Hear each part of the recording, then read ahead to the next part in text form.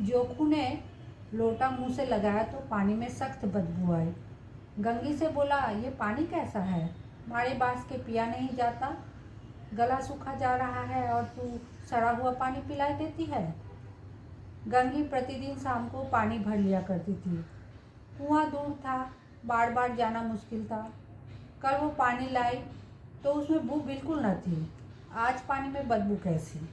लोटा नाक से लगाया तो सचमुच बदबू थी। जरूर कोई जानवर कुएं में गिरकर मर गया होगा, मगर दूसरा पानी आवे कहाँ से? ठाकुर के कुएं पर कौन चढ़ने देगा? दूर से लोग डांट बताएंगे। साहू का कुआं गांव के उस सिरे पर है, परंतु वहां भी कौन पानी भरने देगा? चौथा कुआं गांव में है ही नहीं। जोखू कई दिन से बीमार है। कुछ देर तक तो प्यास रोके चुप पड़ा रहा, फिर बोला, अब तो मारे प्यास के रहा नहीं जाता। अल्लाह, थोड़ा सा पानी नाक बंद करके पी लूं। गंगी ने पानी न दिया। खराब पानी पीने से बीमारी बढ़ जाएगी, इतना जानती थी, परंतु यह न जानती थी कि पानी को उबाल देने से उसकी खराबी जाती रहती है। बोली, ये पानी कैसे पियोगे? न जाने कौन जानवर मरा है, कुएं से मैं दूसरा पानी लाए देती हूँ। जोखू ने आश्चर्य से उसकी ओर देखा। दूसरा पानी कहाँ से लाएगी? ठाकुर और साहू के दो कुएं तो है, क्या एक लोटा पानी न भरने देंगे? हाथ पांव तुड़वाएगी और कुछ न होगा। बैठ चुपके से। ब्राह्मण देवता आशीर्वाद देंगे, ठाकुर लाठी मारेंगे, साहू जी एक 5 लेंगे। गरीबों का दर्द कौन समझता है? हम तो मर भी जाते हैं तो द्वार पर झांकने नहीं आता। कंधा देना तो बड़ी बात है, ऐसे लोग कुएं से पानी भरने देंगे? इन शब्दों में कड़वा सत्य था। गंगी का क्या जवाब देती, किंतु उसने वो बदबूदार पानी पीने को नहीं दिया। रात के 9 बजे थे। थके मांदे मजदूर तो सो चुके थे। ठाकुर के दरवाजे पर 10-5 बेफिक्रे जमा थे। मैदानी बहादुरी का तो अब जमाना रहा न मौका। कानूनी बहादुरी की तो हो रही थी बातें।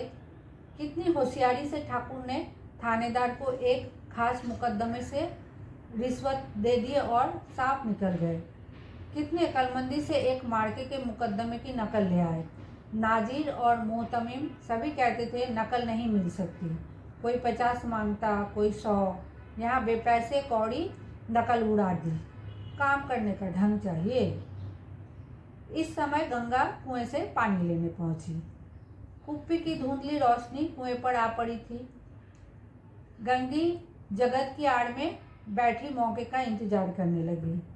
इस कुएं का पानी सारा गांव पीता है, किसी के लिए रोक नहीं, सिर्फ ये बदनसीब नहीं भर सकते। गंगी का विद्रोही दिल रिवाजी पाबंदियों और मजबूरियों की पर चोटें करने लगा। हम क्यों नीच है और ये लोग क्यों ऊंच है? इसलिए कि ये लोग गले में ताला डाल लेते हैं।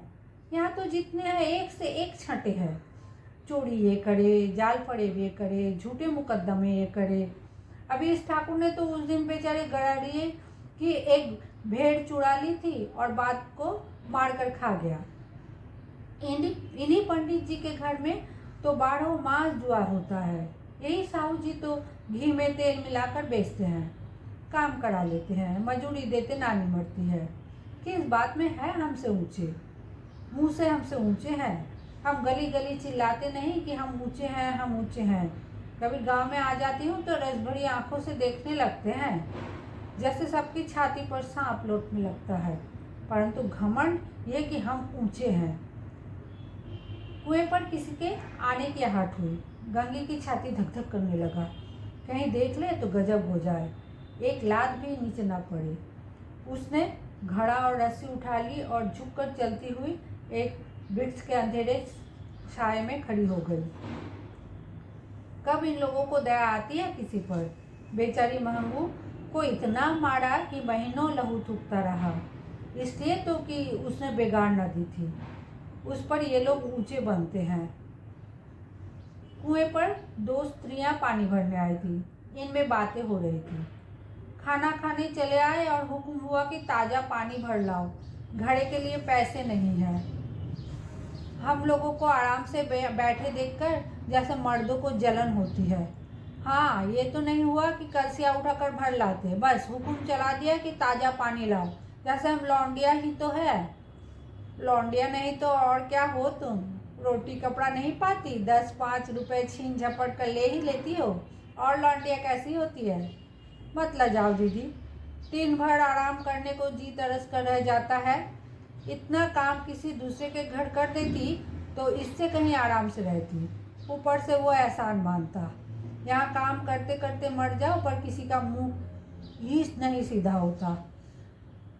दोनों पानी भरकर चली गई तो गंगी वृक्ष की छाया से निकली और कुएं के जगत के पास आए। बेफिक्रे चले गए थे। ठाकुर भी दरवाजा बंद कर अंदर आंगन में सोने जा रहे थे। गंगी ने क्षणिक सुख की सांस ली। किसी तरह मैदान तो साफ हुआ। अमृत चुरा लाने के लिए जो राजकुमार किसी जमाने में गया था, वो भी शायद इतनी सावधानता के साथ और समझबूझ कर न गया होगा। गंगी दबे पांव कुएं के जगत पर चढ़ी। विजय का ऐसा अनुभव उसे कभी पहले न हुआ था। उसने रस्सी का फंदा घड़े में डाला, दाएं बाएं चौकन्नी दृष्टि से देखा, जैसे कोई सिपाही रात को शत्रु के किले में सुराग कर रहा हो। अगर इस समय वो पकड़ ली गई तो फिर उसके लिए माफ़ी या रियायत की रत्ती भर उम्मीद नहीं। अंत में देवताओं को याद करके उसने कलेजा मजबूत किया और घड़ा कुएं में डाल दिया। घड़े ने पानी में गोता लगाया, बहुत ही आहिस्ता, जरा भी आवाज़ न हुई। गंगी ने 2-4 हाथ जल्दी जल्दी मारे। घड़ा कुएं के मुंह तक आ पहुंचा। कोई बड़ा सहजोर पहलवान भी इतनी तेजी से उसे न खींच सकता था। गंगी झुकी कि घड़े को पकड़कर जगत पर रखे कि एकाएक ठाकुर साहब का दरवाज़ा खुल गया। शेर का मुंह इससे अधिक भयानक न होगा। गंगी के हाथ से रस्सी छूट गई। रस्सी के साथ घड़ा धड़ाम से पानी में गिरा और कई क्षणों तक पानी में हलकोड़े की आवाज़ें सुनाई देती रही। ठाकुर, कौन है, कौन है? पुकारते हुए कुएं की तरफ आ रहे थे और गंगी जगत से कूदकर भागी जा रही थी। घर पहुंचकर देखा कि जोखू लोटा मुंह से लगाए वही मैला गंदा पानी पी रहा है।